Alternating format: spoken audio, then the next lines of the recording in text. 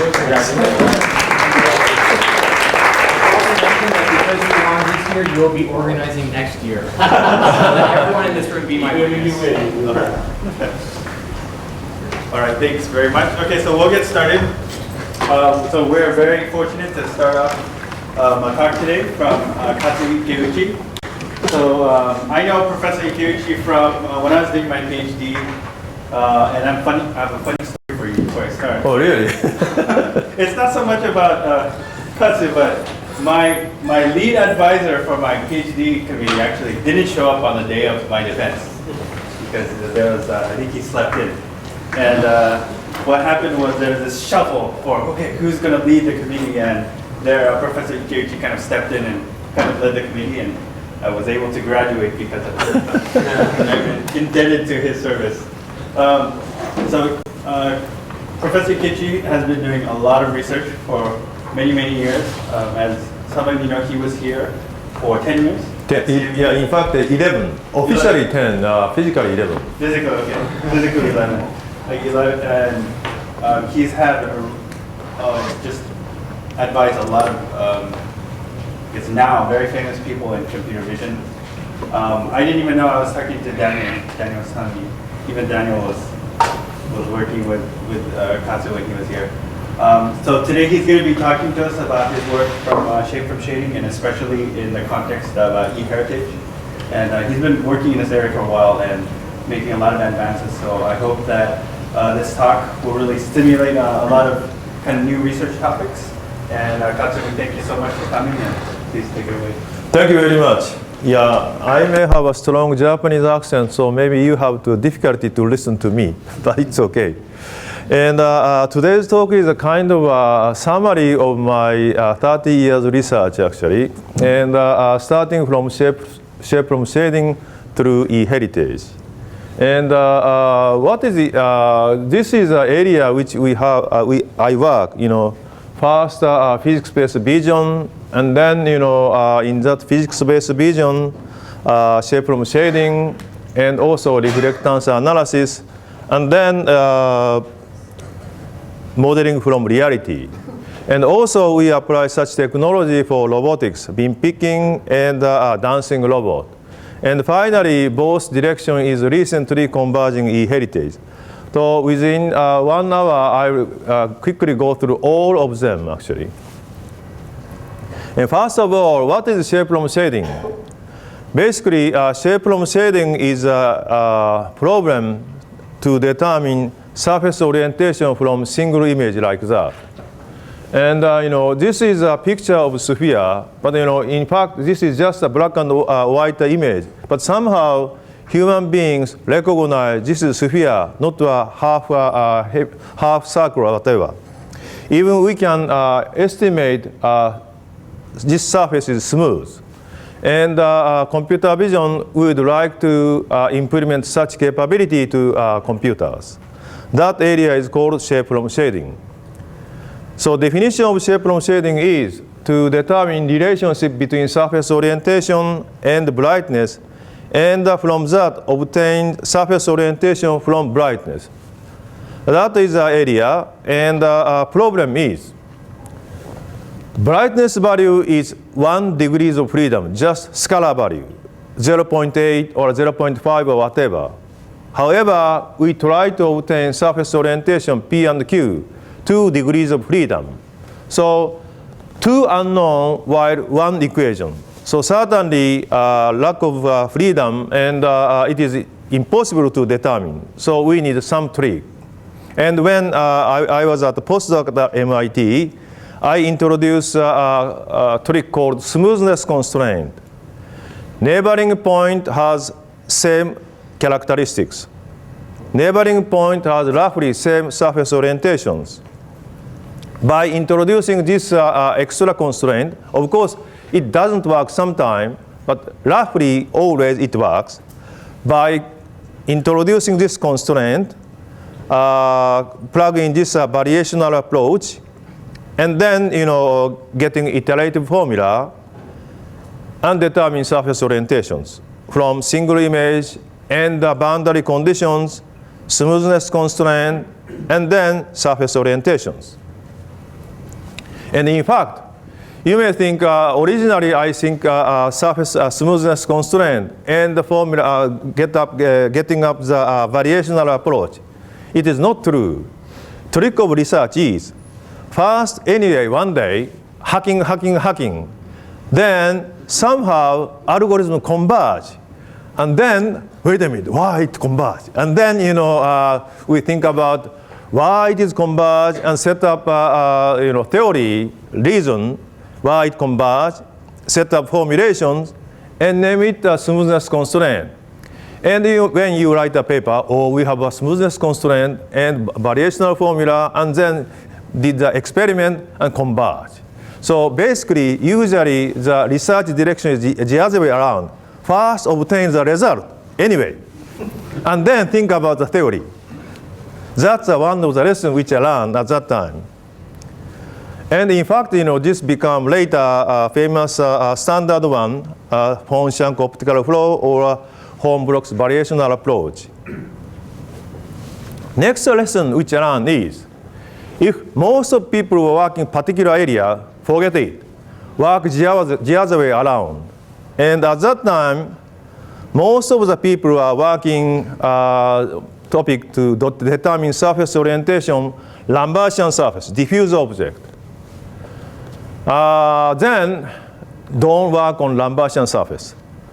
Let's work on non-Lambertian surface. And in particular, I work at that time so-called metal surface orientations.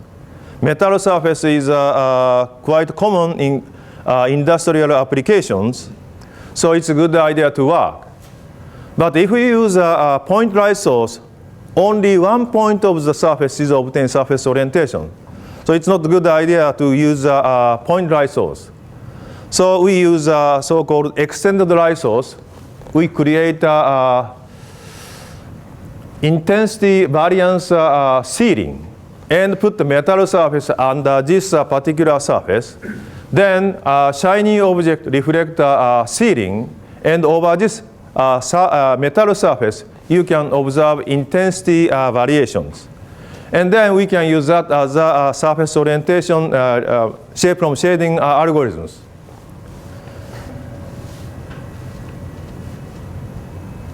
And provide surface orientation, and we set up the photometric stereo system and obtain photometric stereo.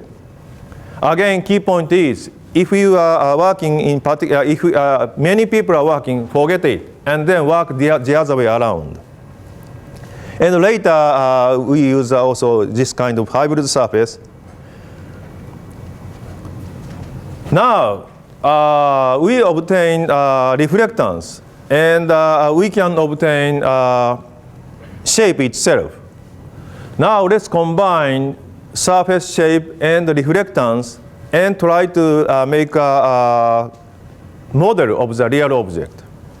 And in fact, maybe around 1996, actually, this is a Yoichi Sato thesis, shape and reflectance modeling, geometric pipeline and photometric pipeline. Geometric pipeline observe object and obtain object shape. First, series of range data, combine everything, and generate complete surface. Also, by observing object from various viewing direction, changing light source and color, and remove shiny point, and determine relation between shininess and Lambertianness, and also real colors. And we can generate reflectance model and color model of that particular object. Once we obtain such so-called albedo, we paste that one on the object surface and can generate relighting. This is relighting, synthetic picture from reflectance and shape object. Maybe you wonder whether this is true or not. So this is a comparison. This is a real object, and this is synthesized object. Once we complete this system, in fact, modeling is interesting, and we would like to push such a direction. we need a justification to persuade the funding agency why this area is important. So let's model object that is worthwhile. So I begin the area to modeling cultural heritage. Because cultural heritage is important, it is worthwhile to modeling. At that time, small indoor object is pretty well handled. Then how about large outdoor object? And the large outdoor object and cultural heritage. And at that time, I was in Tokyo. Yes, there is such object exists, so-called Kamakura Big Buddha. This Kamakura Big Buddha is a large cultural heritage existing outside, so you cannot control illumination, you cannot control viewing direction. So it is a good target to applying such modeling from reality techniques. So we obtained Kamakura Big Buddha by using previous geometric pipeline, in fact, Euler's method, and also obtain color of this object. And then we can create this kind of geometric object of Kamakura Big Buddha. This is around 2000 actually. Now, just one object is not enough. And in fact, in terms of research, continuation is important. So more Buddha, more Buddha. Continuation is power. So let's make a series of big Buddhas. And fortunately in Japan, there is another big Buddha. So let's moderate. Now, let's model Asuka Big Buddha. Unfortunately, there is no more big Buddha in Japan. Let's go to foreign country. I propose, so I decide to, why don't you create a big Buddha library of East Asia? I talk Chinese government, of course decline. I talk to Korean government, of course decline. But fortunately, Thai government, oh, it's a good idea, let's do. And we went to Thai, and this is Big Buddha in Thailand. And in fact, when I went to Thailand, someone told me there is a country called Cambodia. Cambodia has a temple called Bayon that has 173 big Buddha. Oh, great. Let's go to Cambodia and, scan. But unfortunately, not fortunate, unfortunate. But anyway, when I went to Cambodia, I saw that temple. Yeah, of course, Big Buddha is important, but the entire structure is also interesting. So let's scan entire structures. And this is a kind of lesson we learned from Takeo. Whatever problem it is, think big. So, not just a Big Buddha, entire structures. And however, we need money, and we need excuse to persuade Japanese government why we have to scan Cambodian temple, entire Cambodian temple. We are talking $5 million US, right? And I think about her. Wait a minute. This is anyway, Bayon temple. Unites the outlook on the universe of ancient India and the tradition of Khmer. The temple was constructed around the end of the 12th century to bring relief to the crisis in the Angkor era. It is well known for the appearance of, for example, calm smiling faces on towers and double corridors carved in beautiful, interesting relief. So this is a Cambodian temple, and we need an excuse. In fact, this central tower is inclining. There is possibility that this temple was destroyed. So before destroyed, while it is existing, to digitize is a good idea. In fact, cultural heritage has been lost day by day, so it is a good idea to preserve cultural heritage. Oh, then Japanese government, oh, that's a good idea. I will give $5 million to you. And then we decide, oh, let's digitize this one. But unfortunately, this is quite difficult. Because we are originally, I just succeed to model, say, 10-meter Big Buddha. We are talking about 200 meter, 40 meter height structure. So all the module should be redesigned one more again. So research issue is design new sensors and design new softwares. And again, this is a good idea to encounter a problem because we have lots of the PhD students. They need a thesis topic. So basically, university professor has an automatic problem solver. When you have a problem, pick that one to the grad student and say, oh, if you solve this problem, you can get PhD. And wait 5 years, automatically solution is obtained. And we have such 10 or 15 automatic problem solver. So job of the professor is to find good problem and to get money to support grad student. And the grad students solve automatically. But anyway, this kind of problem provides you a good thesis topic. And in fact, from this one, we generate 5-6 PhD theses. One thesis is, biome is so large, so we need new viewing directions. So we hang sensor under the balloon. The reason is we can build a sensor to high point. So one idea is to range sensor under the balloon. That is a good idea because you can bring sensor any place.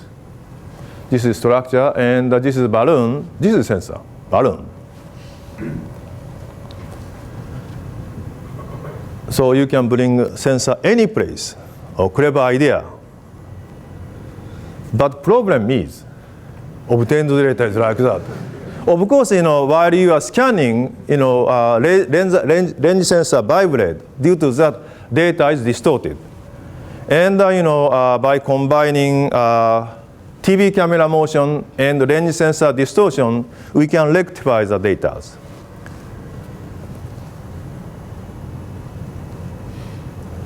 Also, there is a narrow area, so we design this kind of climbing sensors, mirror sensors, photometric sensors, whatever.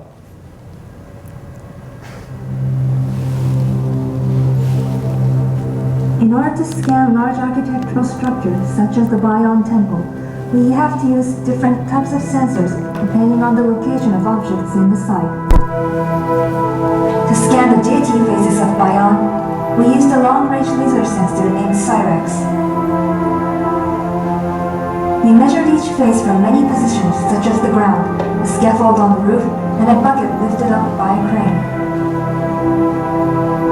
The data from different directions were integrated, and a 3D digital model of each face was built.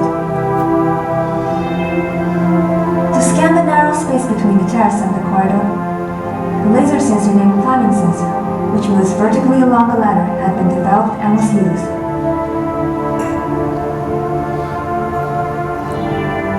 Bion Temple is a huge architectural structure with a large number of high towers, and it is not practical to scan the upper side, especially the roofs from scaffolds. For this task, we used a balloon sensor, a laser sensor suspended under a balloon, which had been developed for this purpose. Two different types of laser sensors were alternatively equipped, depending on the distance to the target. The balloon was manually controlled by 4 ropes pulled from the ground. So these are the story which we obtain range data. And you may think this is the end of the story. In fact, this is the beginning of headache. You are talking about 1 terabyte data, 10,000 range data, and how to align all of them. Of course, if you are talking about the 10 range data, there is an algorithm. But if we are talking about the 10,000 range data, there is no algorithm. And to connect all together, again, you are talking about terabyte data. So we design new sensors, new software this time. Quick pairwise alignment algorithm. Why we need quick pairwise alignment algorithm, we have to check the data on site. And if it takes a long time, you obtain the dried grad student. So we need a quick algorithm to check data. And then, parallel simultaneous algorithms run on offsite for the precise model. And this is the data which we obtain. So 200 meter, 40 meter structure is represented 1 centimeter resolutions. Now, once you obtain this temple, lesson is continuation is important. So let's go to another place. And we went Prayer Be here. Why? By the way, this temple is locating a boundary between Cambodia and Thailand. And this map is generated by Cambodian government. So this looks somehow inside of the Cambodia. But in fact, this is an international boundary between Cambodia and Thailand. Somehow international boundary twisted like that. Why? When Cambodia was French occupied, negotiation between French government and Thai government, and of course French government is much powerful than Thai government, they twisted the boundary like that, so that French researcher can investigate this temple. Due to that, every 5 years, war occur between Cambodia and Thai, whose property of this temple is. Of course, internationally, this is, inside of the Cambodia, and this is Thailand. But geologically, this is Thailand. So due to that, every 5 years, gang going back and forth. So while it is existing, it is a good idea to digitize. Good excuse, right? And also a little serious. This is a unique temple. Usually, Cambodian temple main axis is east-west line, but this is a north-south line somehow. And in fact, if you extend this one, Angkor Wat is located around that areas. But anyway, this is a Prayer Be here temple, and we design strange sensor like the expensive equipment on cheap body and manpower autonomous driving actually. And also this kind of strange sensor, rail sensor. And this guy measures the speed of sensor, while this guy is a one-dimensional scanning and moving. Those of the sightseers around, we obtain the data. Of course, we use a conventional sensor too. So 1 kilometer temple is represented around 1 centimeter resolution like that. Data is obtained ground, but since this is 3D data, so you can generate any arbitrary views.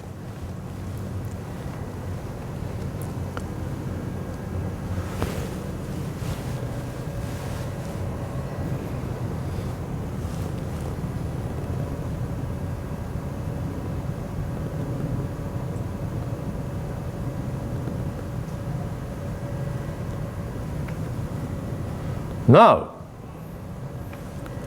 we have software and hardware, and of course, mission completed, and the project is successfully finished. But we have 3D data. What should we do with this 3D data? Of course, we can create this 3D, from this 3D data, we can create this kind of video contents. If we are moving around this Bayon temple under the moonlight, how it look like.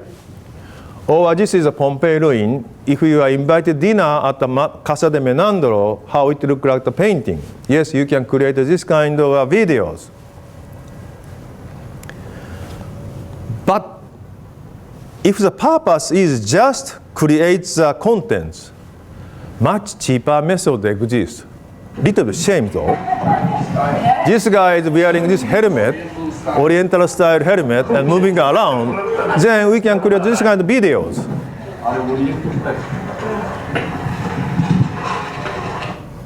Yeah, of course, there are a little bit of research issue. This is vibration, so somehow we have to remove the vibration. But mainly, if purpose is just create a video, much cheaper method exists. Then why we need 3D? We need justifications. What is the role that only 3D data can play?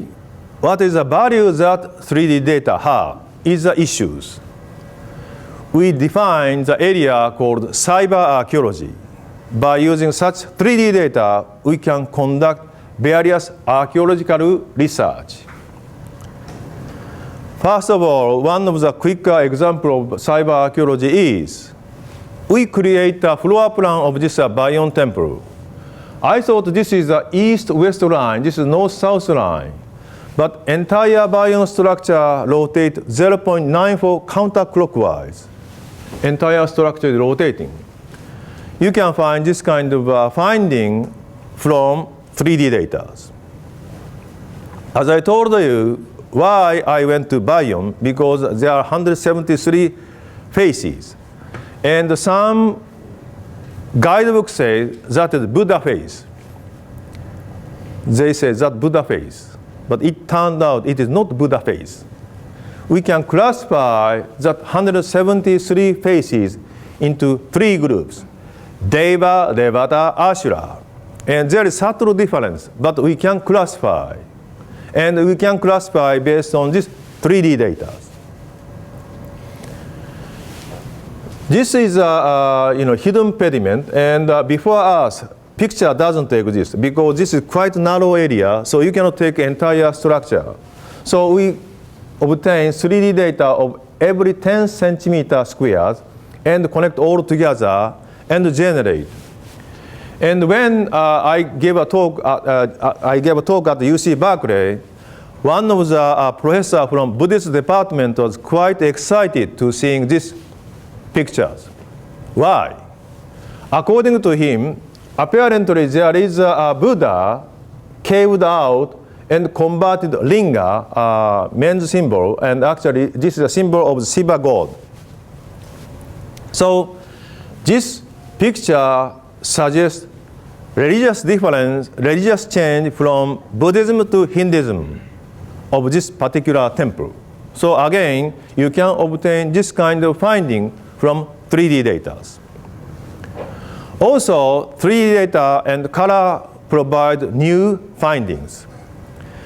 We create a model of this tumulus in Kyushu Island. Because tumulus, if you go to the sightseer, go inside, decay occurs. So this is closed. So Kyushu National Museum decided to create a video contents of this tumulus. And this is a painting. Key question is, under what condition this painting was done? And the majority of people believe this is done under a torch. While one of my friends, who is an archaeologist, believes this is done under sunlight. So we obtain spectrum data of this one and run simulation by using 3D data. And this is a result of simulations. How it look like this painting under torch, how it look like under sunlight. Apparently, some of the line is visible under sunlight, while invisible under torch. So simulation result suggests that this particular painting is most likely done under sunlight. Why it is important? If that is done under torch, first you create entire tumulus and then bring torch, go inside and paint. But if you are done under sunlight, middle of construction, just complete the wall and paint, put ceiling and complete tumulus. So such a data analysis provide new interpretation how people create that tumulus. Again, this is one of the example of cyber archaeologies. Third cyber archaeology example. Recently, we are working on Egyptian government too, and this is a pyramid of King Khufu. And 4,000 years ago, King Khufu buried a solar boat so that he passed away, he can travel around in the space. I don't know whether you can travel in the space by using solar boat. Anyway, King Khufu believed. And in fact, there are two solar boats. First one was excavated 50 years ago and reconstructed this one. Recently, second one was found, but unfortunately, condition is like that. Charcoal, actually, charcoal. So we cannot reconstruct. So currently what we are planning is, we obtain range data of all 4,000 pieces, and then obtain 3D model, and then we estimate how deformation occur, and by using, current plan is digitize all parts, and then estimate rough shape and then rough alignment without considering any deformation based on first solar boat, and then fine alignment actually with considering the deformations. And then we can create a second solar boat in computers. And maybe, by collaboration with CMU or whatever, by using 3D printer, we can create a second solar boat by using this kind of technique. So again, this is an example of cyber archaeologies. Now, to which direction we should go? Open issue is, currently, this kind of technology is owned by a small number of people because sensor is expensive and we have to use special softwares. Of course, such a data is good for cutting-edge research, but in my opinion, we should develop handy technology so that everyone can join this kind of e-heritage project. So if you go to sightseeing areas and digitize by using usual, mobile phone or TV camera or whatever, and connect all together, of course, just one intensive is, 100,000 handy is much better than one intensive method. So we should develop such a cheap method, grassroots e-heritage. And of course, such data shouldn't be owned by one particular group of people. Rather, such data should be owned by anyone by loading up such data on cloud computers so that we can create computer vision research for e-heritage acquisition, data representation on cloud computer, and computer graphics for e-heritage display. So such direction should be proceed in future. So this is one of the part of this talk. Now let's go to the robotics areas. Since I'm working in this shape-room shading, we would like to use such a shape-room shading for robotics research too, such as beam picking or robot dance actually. And eventually this one is again e-heritage. In order to use such a shape-room shading for robotics vision, we need high speed. So we have to design high-speed algorithm. And fortunately, this photometric stereo is high-speed algorithm. So we designed this beam picking system maybe long time ago with BKP Horn at MIT. Sensing by photometric stereo and representing by using extended Gaussian image, and then grasping. Key idea is high-speed lookup table for photometric stereo system. So observe prototypical surface or surface shape, and then making up a lookup table which relate surface brightness and surface orientation. And once you obtain this lookup table, unknown particular point from the 3 intensity, consulting this lookup table, you can obtain surface orientation quickly. Also, create lookup table called extended Gaussian image relate histogram of surface orientation to object attitude. And this is a thing which we are doing maybe 40 years ago, maybe 83, so maybe 40 years ago. So take three image from three viewing light source direction, surface orientation, and histogram of surface orientations, and then we can pick up.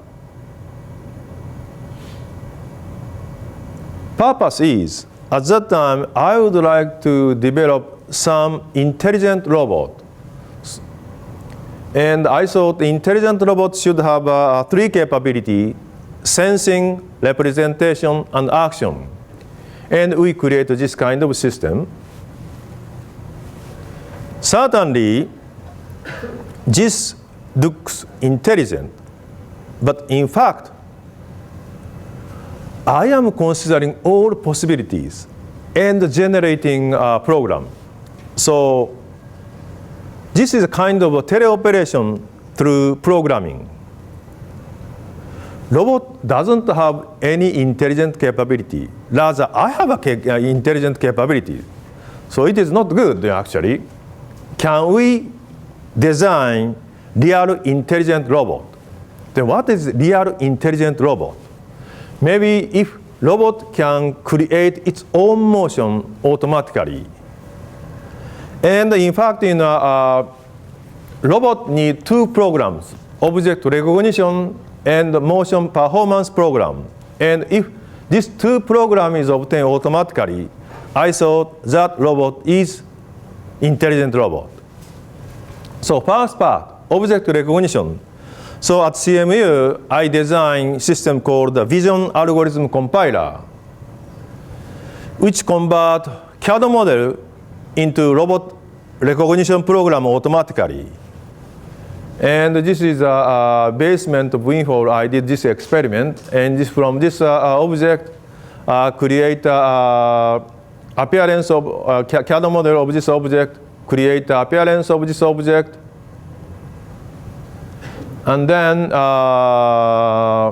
generate various appearance of this object, 80 different view, and classify that one into 5 representative appearances, and then consider what kind of feature classify such view into one of 5 classes, and then generate a classification tree automatically.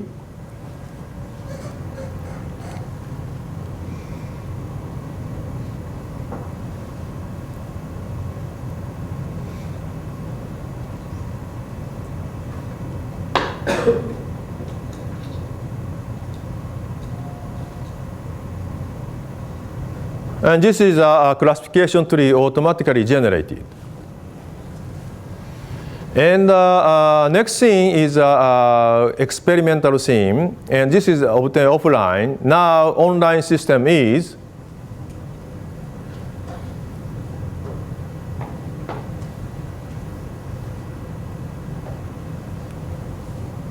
this is a basement of the WinHall, and I think at that time we are sharing with the Mercigo the lab actually. And we created this kind of huge structure under the basement and checking the viewing direction, and then pick up the object. So basically what we are saying is from CAD model automatically create a classification tree, and recognition program is automatically generated. And at that time we are using, maybe I'll skip the experiment, but anyway, this system so-so result. The reason is there is discrepancy between real object and CAD models. Due to that, sometimes system failed. So I decide, let's make model from real object, and that is one of the motivation which we create this kind of system with Yoichi Sato and Mark Wheeler actually. So this is a recognition system. Now, second issue is motion performance program. And at that time, I thought maybe it's a good idea to generate a robot program by observing human actions. So we decide to learning from observation project with large Reddies. There are many ways, to observe human actions, and one of them is, let's suppose, by using motion capture system, and we have perfect data. Then, if we have a perfect data, provide that data to robot, theoretically, robot can generate the same motion. But the result is,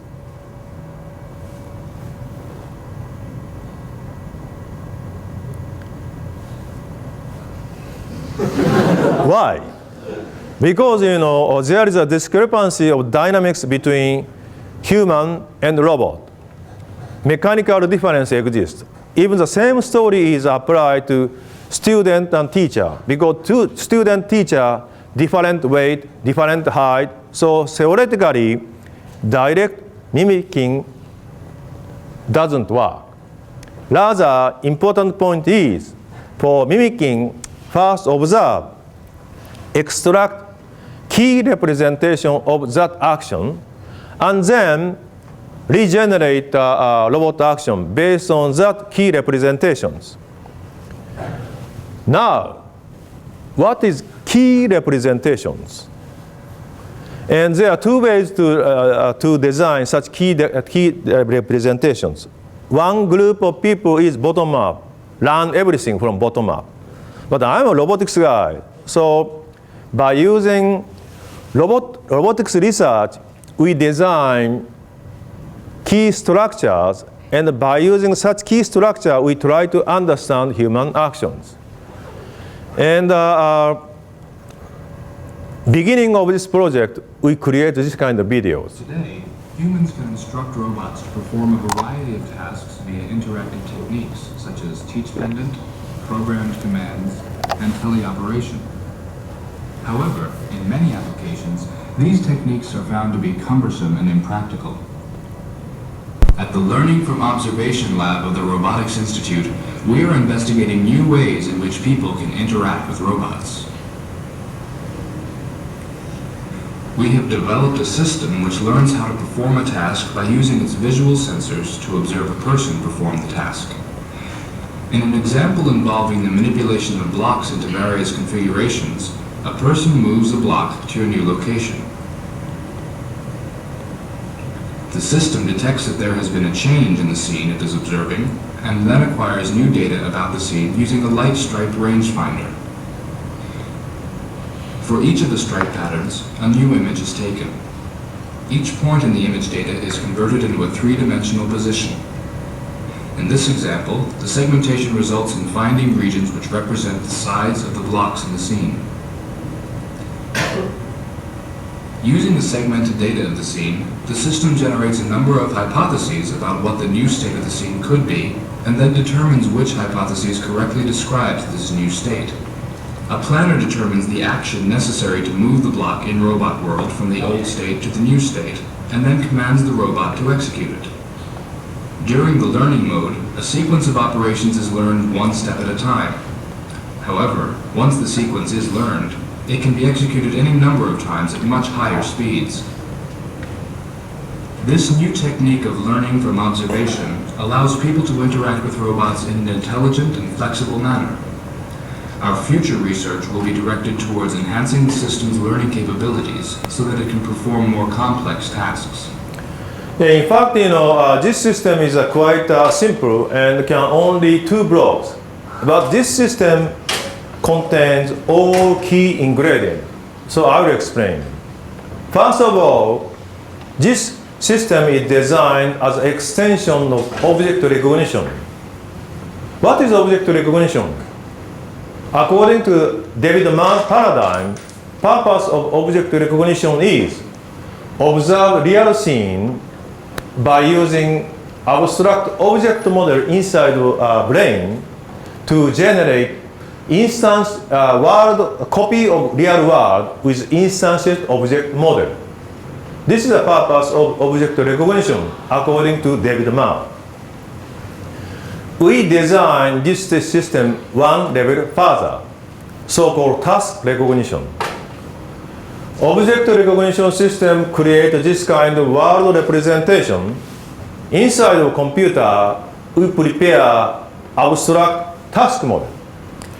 By checking two scenes, we infer what kind of action can be generate this kind of transition. And why we design? Because by checking this one and this one, we can infer probably this object is put on this one, right? So we design this kind of abstract task model recognitions. Previous system, in fact, there is only 4 states: A top on B, A side B, B on top of A, and B side A. And at each transition, we can assign what kind of operation creates such state transitions. If object recognition system says, previously we are here, currently we are here, put A on top B operation is necessary. That kind of design we use for that particular demonstration system. Now, we have to extend this idea for much wider areas. Can we apply such a relation, can we define such relation, say, arbitrary polyhedral object? When you encounter this kind of problem, good idea is to go to friend at the mathematical department, and that provided a good solution. And I went to the friend, and he said, in fact, there is a theory called Kuhn-Tucker theories, and by using this Kuhn-Tucker theories, you can classify all possible relations between two polyhedra can be one of these 10 relations, such as object is floating or object is on the table, so that object can only move upward direction or along that table, or object is squeezed between two surfaces or whatever. So any polyhedral relation can be classified one of these 10 states. Moving direction is entire sphere. Moving direction is northern half hemisphere. Moving direction is crescent areas, polygonal areas, entire arc, half arc, part of arc, 2.1.0. So this is a relation, say A on top of B or something like that. Now, how many transitions exist? Let's suppose we have a starting 10 state, ending 10 state. How many transitions exist? 10 multiplied 10 is theoretically 100, right? But nature only allows 13. So even though possibility is 100, but only 13. So we enumerated this 13 state, 13 transitions, and to these 13 transitions, we put what kind of operation is necessary to create such actions. And the design is, if previously we are here, next we are here, this is a necessary actions, observations. This is the depth information, tracking result.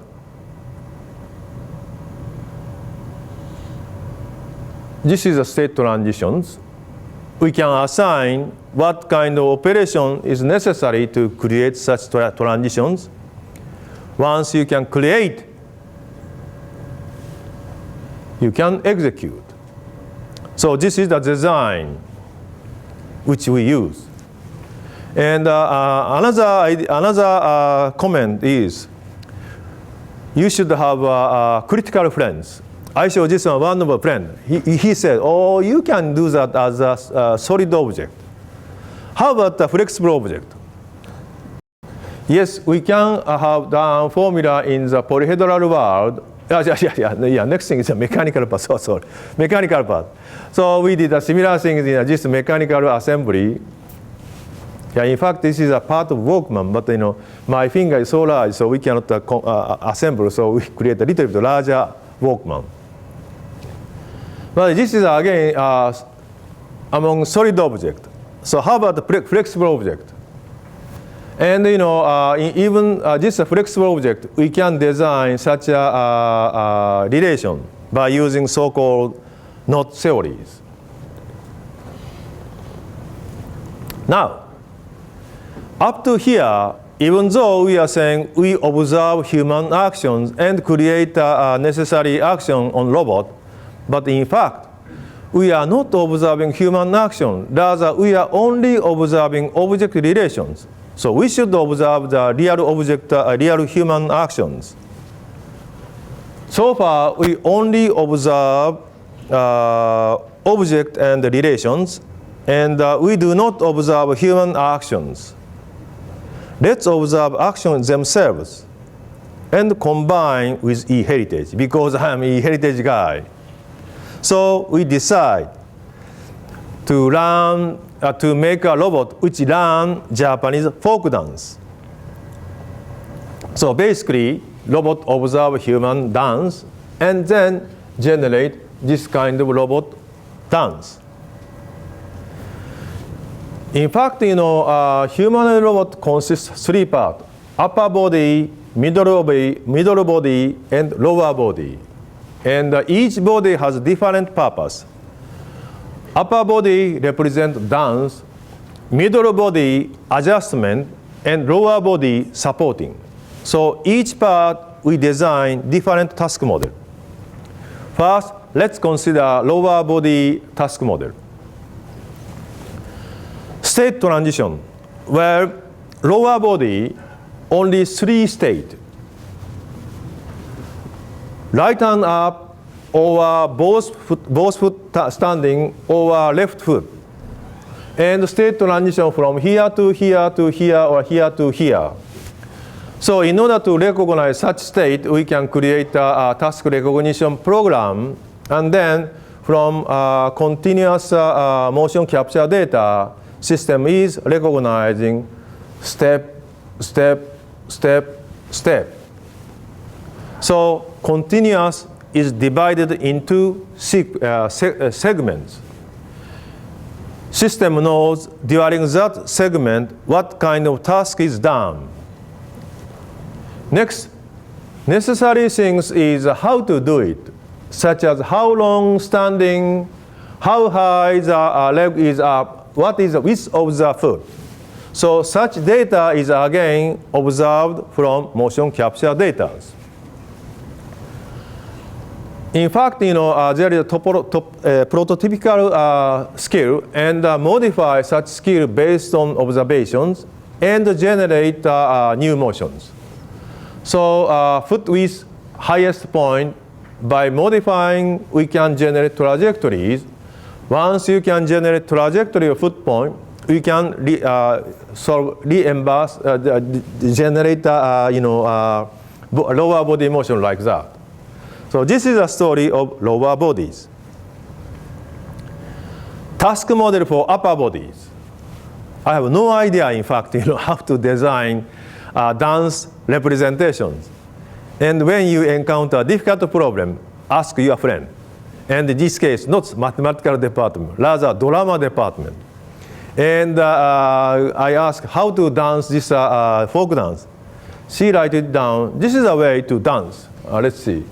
Like that, like that, like that, like that, like that, like that, like that, like that. Well, anyway, basically, by using this one, you can learn rough dance. Of course, this is not good, but in rough dance. So apparently, this is a key of that particular dance. Then question is, what is this? Also, how to extract such key component from continuous motion? And one theory says, assumption, such key point is represented brief stop of human bodies. So we create such a detector to obtain such brief stop. And this is the result. This is okay, this is okay, this is, little bit many, too many. Of course, brief stop contains both intentional stop and unintentional stop. Question is how to divide between intentional and unintentional. I have no idea, but in the dance, music is important characteristics. So we decide, how about brief stop corresponding beat point is probably intentional. Brief stop during the interval is not intentional. For that, one of my students created this kind of beat tracking program. I don't need to such a beat track, but he created. And if brief stop is corresponding this beat point, we extract it. Then this is the result.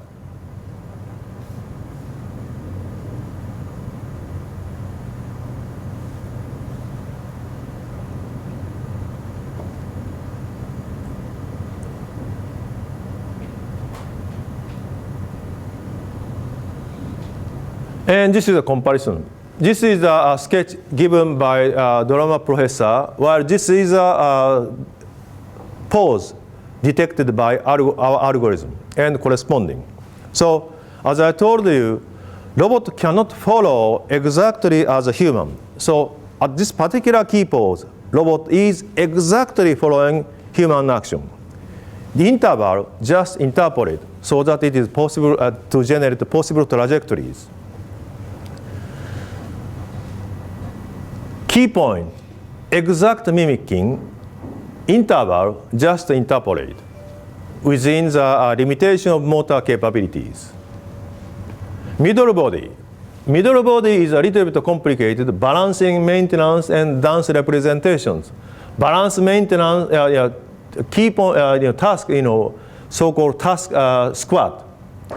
And balancing so that always a kind of a mass center is inside the foot point. Such a adjustment can be done by using a wrist point. Now combining all together, this is a dance. By the way, this is human, this is a robot. And this one exactly mimicking, but this area, robot and human is different. But probably you don't recognize.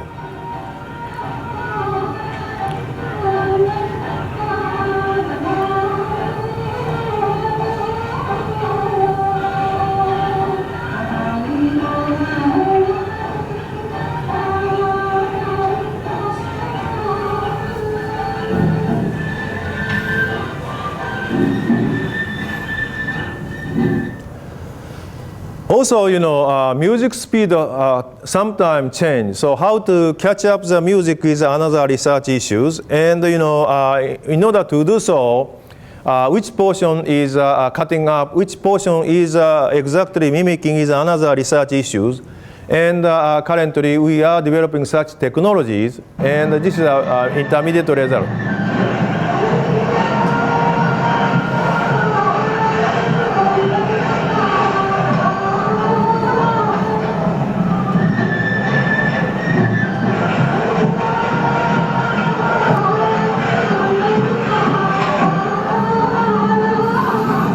Another direction is adlib dance. Human beings sometimes generate arbitrary actions, and how to do it. Basically, our idea is probably we create some of the motion reservoir which are associating a music note, and then real-time analyzing a music chord intensity, connect all together and generate smooth motion, and generate this kind of new dance. I don't know whether this is good dance or bad dance, but anyway, this is a new dance. So open issue is, still robot doesn't have a capability to decide whether that dance is good or bad. Or moreover, this robot learning program is embedded by myself. Robot didn't have automatically generate such a capability. So we need ego desire of a robot to perform, or even ego desire of a robot to improve its actions. I don't know whether that's the right direction, because eventually maybe, to where we go, robot with its own soul to learn behavior, robot with its own desire to survive, then maybe such robot may kill you actually in order to survive. So maybe, so what we have to do is maybe to think about this issue more seriously, and because we are the person to create a robot, so we are the person to use. So what kind of role between robot and a human should we think more seriously? In fact, Reddy gave a talk at Turing Award lecture, 90% AI. And in fact, this 90% of AI can be also applied to human-robot interaction too. So robot partner should have 90% capability. However, 10% of decision, final decision should be done by us. These are the story of kind of 40 years summary of my research, actually, shape from shading, robotics, and e-heritage. And in fact, in my opinion, middle century at the university, art and science together, teach together. But 20th century, some divorce occur between art and science separately and independently. Due to that, some unhealthy situation may occur. So maybe 21st century, remarriage of art and science is important to create new era of art and new era of science. So summary of shape from shading and computer vision is interesting, and this is reference. Thank you very much.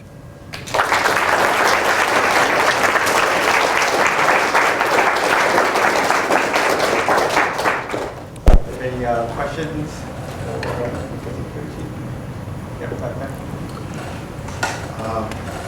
In your scanning for the temple, you use the laser scan and also photometric. How do you combine them? Yeah, actually, right now, calibration. So, known marker, and then, range data itself is automatically connected. But, in order to make a correspondence between camera and range data, we use a calibration board, actually.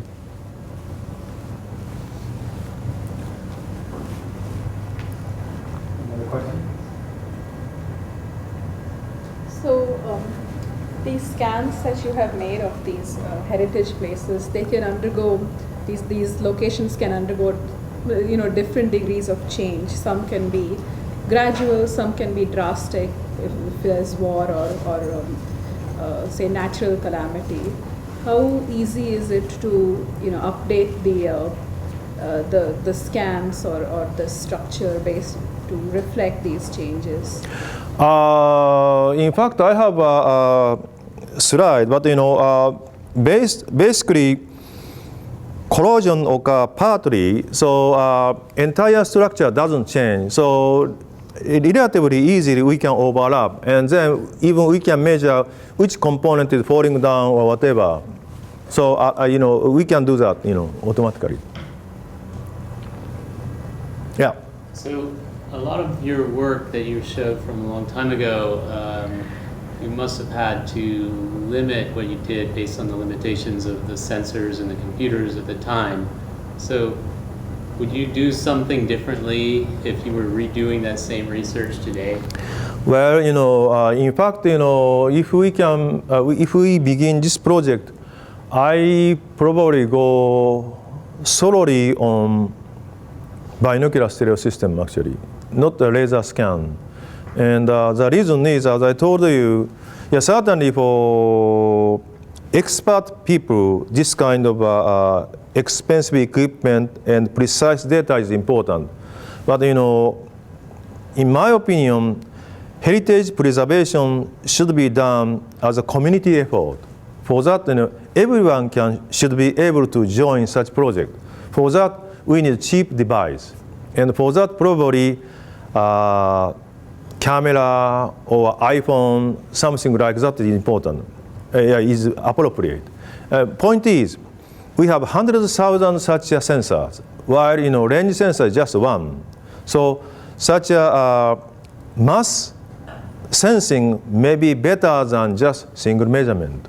So if we start this project scratch, probably I will go such a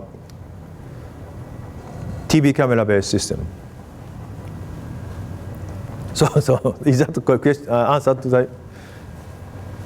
Right. So I think we hit our time limit, but Professor Ikeuchi is still here, so if you do want to talk to him afterwards, he's available. So let's thank him again for talking. Thank you. Thank you.